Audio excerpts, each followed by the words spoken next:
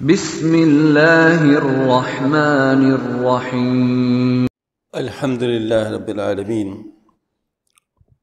والصلاة والسلام علی خاتم النبیین اما بعد اعوذ باللہ من الشیطان الرجیم بسم اللہ الرحمن الرحیم قال رب انی لا املک الا نفسی واخی فافرق بیننا وبین القوم الفاسقین وقال علیہ الصلاة والسلام وقد ذکر بعض الفطر وقالوا فما تأمرنا قال فكونوا أحلاس بيوتكم وقال عليه الصلاة والسلام يوشك أن يكون خير مال المسلم غنم يتبع بها شعف الجبال ومواقع القطر يفر بدينه من الفتن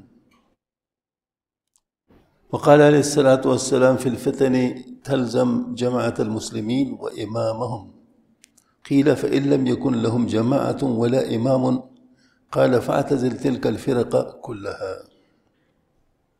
وقال عليه الصلاة والسلام الوحدة خير من جليس السوء والجليس الصالح خير من الوحدة صدق الله العلي العظيم وصدق رسول النبي الكريم. معزز خواتین و حضرات، اصل میں اس وقت جو حالات ہیں زیادہ ضرورت اس بات کی ہے کہ ان حالات کے متعلق بات کی جائے. ادھر ادھر کی باتوں سے کوئی فائدہ نہیں ہے. ایک شخص ہے، وہ مر رہا ہے اور آپ اس کے زکام کا علاج کر رہے ہیں، تو یہ عجیب بات ہے. مطلب ظاہر پہلے تو اس کو موت سے بچانے کی کوشش کر لیں. اس کا دل بیٹھ رہا ہے اور آپ کہتے ہیں جی اس کا زکام ٹھیک ہونا چاہیے. تو مقصد یہ ہے کہ جو فوری تقاضا ہو اس پہ عمل کرنا چاہیے. اس وقت صورتحال کیا ہے؟ اس وقت صورتحال یہ ہے کہ لوگوں کی ایمان خطرے میں پڑ رہے ہیں. لوگوں کی ایمان خطرے میں پڑ رہے ہیں اور ہر طرف سے فتنے برپا ہو رہے ہیں. فتنہ اس چیز کو کہتے ہیں جس کے بارے میں انسان کو پتہ نہ ہو کہ یہ غلط ہے اور اس میں مبتلا ہونے کا اس کو اندیشہ ہو، وہ فتنہ ہوتا ہے. جو ظاہری چیز ہوتی ہے اس کو فتنہ نہیں کہتے، وہ تو اس کو ہم غلط چیز کہہ سکتے ہیں. لیکن فتنہ وہ ہوتا ہے جس کا پتہ نہ چلے کہ اس کا نقصان ہے اور نقصان اس میں ہو. مثلا کینسر کی جو بیماری ہے خطرناک کیوں ہے؟ کیونکہ کینسر کی بیماری کا پتہ اس وقت چلتا ہے جب انسان آخری اسٹیج پہ پہنچ چکا ہوتا ہے. وہ خوش قسمت ہوتا ہے جس کو پہلے اسٹیج پہ معلوم ہو جائے کسی وجہ سے، ورنہ اکثر وہ بات علاج سے گزر چکی ہوتی ہے.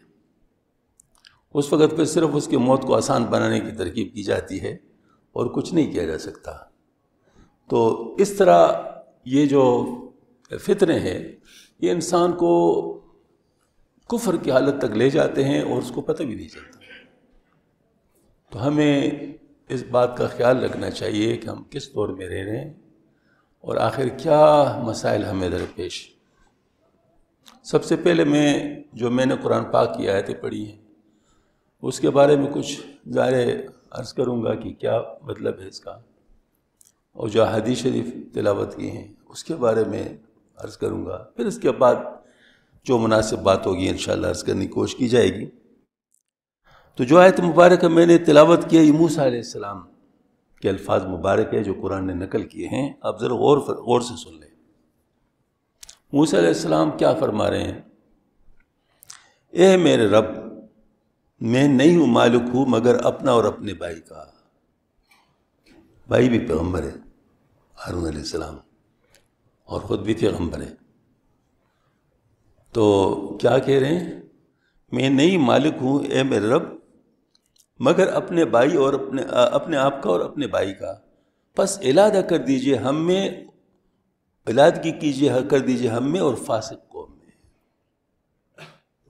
مطلب اس حد تک حالات خراب ہو گئے تھے کہ موسیٰ علیہ السلام ان سے جدائی اختیار کر رہے ہیں. حالانکہ پیغمبر کا کام یہ ہوتا ہے،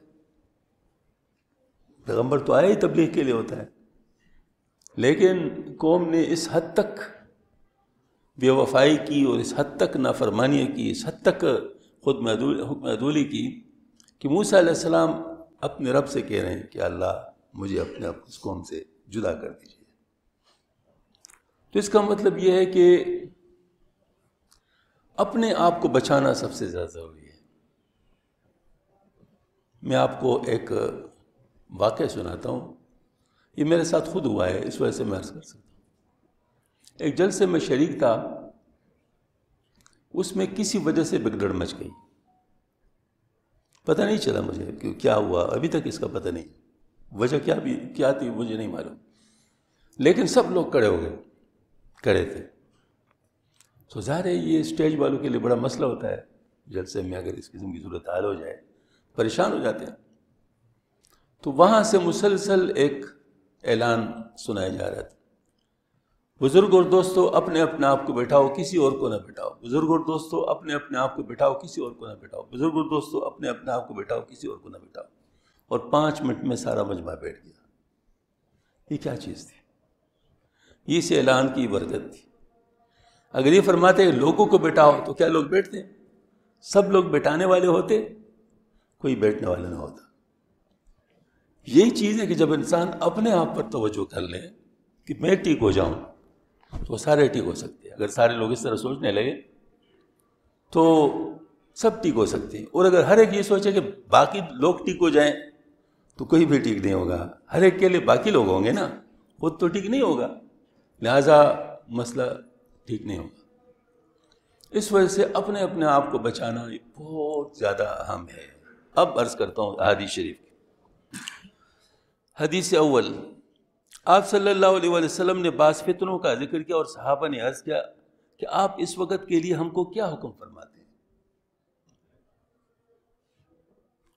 ہیں؟ تو آپ صلی اللہ علیہ وسلم کیا حکم فرماتے؟ تو آپ صلی اللہ علیہ وسلم نے ارشاد فرمایا بس تم اپنے گھروں کے ٹھاٹھ بن جاؤ۔ ابو داؤد، یعنی باہر نہ نکلو کہ ان فتنوں میں شریک ہونا پڑے۔ حدیث دوم، ارشاد فرمایا رسول کریم صلی اللہ علیہ وسلم نے کہ قریب ایک مسلمان کا سب سے بہتر مال بکریاں ہوں گی جن کو لے کر پہاڑ کی چوٹی اور بارش کے موقع کو تلاش کرتا پھرے گا، اپنے دین کو فتنوں سے بچا کر بھاگے گا، اپنے دین کو فتنوں سے بچا کر بھاگے گا۔ انجم الفوائد عن مالک والبخاری و ابی داؤد۔ حدیث سوم، ارشاد فرمایا رسول اللہ صلی اللہ علیہ وسلم نے فتنوں کے بارے میں کہ پکڑے رہے تم مسلمانوں کی جماعت کو، ان کے امام کو۔ عرض کیا گیا پس اگر نہ ہو ان کی جماعت سے کوئی امام، ارشاد فرمایا تو اس حالت میں ان کل فرقوں سے دور رہنا۔ حدیث چہارم، ارشاد فرمایا رسول کریم صلی اللہ علیہ وسلم نے کہ خلوت بہتر ہے برے ہم نشین سے، خلوت بہتر ہے برے ہم نشین سے، اور نیک ہم نشین بہتر ہے خلوت میں رہنے سے۔ ان سب روایت سے معلوم ہو گیا کہ نہ ہر حال میں خلوت بہتر ہے نہ جلوت، بلکہ خلوت برے ہم نشینوں سے بچنے کے واسطے اور جلوت اچھی صحبت کے لیے، اور فتنہ موقع پر ضعیف لوگوں کے لیے، یعنی جو کہ رفع فتنہ پر قادر نہ ہو، ان کے لیے خلوت بہتر ہوتا ہے۔ ہاں جی، جیسے کہ ابھی آنے والی آیت سے ثابت ہو جائے گا۔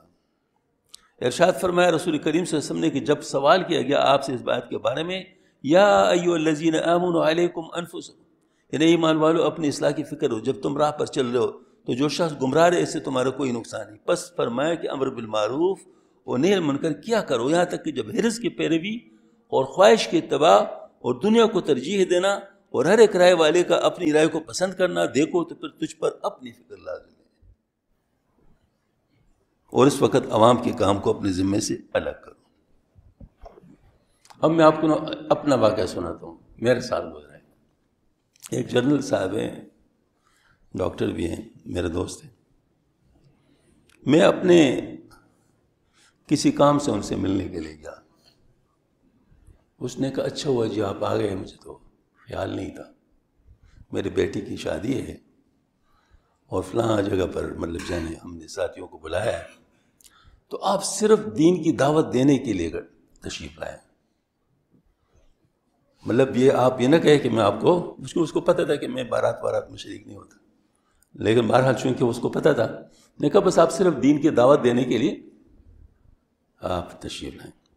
میں نے کہا یہ بات تو صحیح، دعوت کے لیے تو جانا چاہیے۔ میں گیا جی۔ اب جنرل کی بیٹی کی شادی ہوگی تو جنرل ہی آئے ہوں گے، جنرل تھے، بریگیڈیئر تھے، یا بہت سیکریٹری لیول کے بڑے بڑے لوگ تھے. ہاں جی، یقین جانے اتنا تکبر میں نے کبھی نہیں دیکھا تھا. اتنا تکبر چہروں سے ٹپک رہا تھا. ان کے ساتھ بات کرنا تو دور کی بات ہے، مجھے اپنی فکر ہو گئی. میں نے کہا تم لا حول ولا قوت الا باللہ پڑھ لیا کرو، کم از کم تجھ پہ اثر نہ ہو جائے.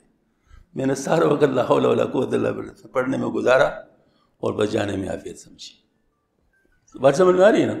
ایسے حالت میں پھر کیا کرنا چاہیے؟ اپنے آپ کو بچانا چاہیے. وجہ کیا ہے؟ وجہ یہ ہے کہ انسان بعض دفعہ سمجھتا ہے کہ میں فلاں کو دعوت دے رہا ہوں، حالانکہ وہ مدعو ہو رہا ہے. کسی چیز سے متاثر ہو کر وہ مدعو ہو رہا ہوتا ہے. نتیجتاً وہ میں آپ کو ایک بات بتاؤں، میرے پاس یہ تو میں نے بند کر لیا تھا. اچھا، مطلب یہ مدعو ہو رہا ہو. وہ ایسی بات ہے کہ ایک دفعہ ایسے ہوا، ایک صاحب تھے، اس نے سنا تھا کہ پیسوں کو کھینچتے ہیں. مطلب ویسے کہاوت سے، مطلب ویسے سمجھانے کے لیے. وہ ایک دکان پہ گیا، اس کا جو گلا تھا اس میں جو پیسے پڑے تو اس طرح وہ اپنے روپیہ اس کو پکڑے رکھا کہ اس کے پیچھے آئیں گے پیسے. آخر میں جب نہیں آیا تو غصہ ہو گیا، تو اس نے وہ روپیہ اس میں پھینک دیا. تو دکاندار نے کہا بھائی کیا کر رہے ہو، کیوں پھینکا پیسے؟ کہتے مجھے بتایا گیا تھا کہ پیسوں کو کھینچ لے کر سے کھینچا نہیں، اس لیے میں نے پھینکا ادھر. کہتے کھینچ دیا نا، یعنی ان پیسوں نے ان کو کھینچ لیا. بات تو صحیح ہے. مطلب یہ ہے کہ زیادہ چیز چھوڑ تھوڑے کچھ کھینچ لیتے ہیں نا. تو اب دیکھو، یا تو آپ کے اندر اتنی روحانیت ہو کہ آپ اس کو کھینچے، اور اگر اتنی روحانیت نہیں ہے اور اس کے اندر شیطانیت زیادہ ہے، پھر کیا ہوگا؟ ہاں جی، پھر مسئلہ ہوگا. پھر آپ کو کھینچے گا وہ، پھر آپ کو کھینچے گا.